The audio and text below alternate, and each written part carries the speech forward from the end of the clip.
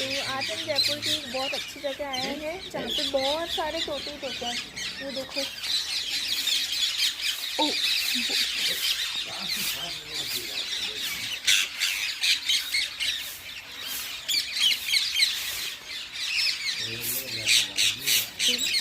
देखो, हर तरफ तोते ही तोते, पेड़ पर, नीचे।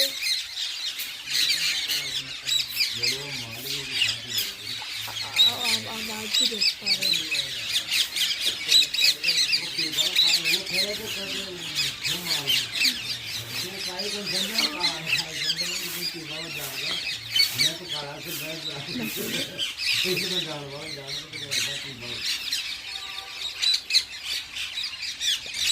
कितनी अच्छी दुनिया है।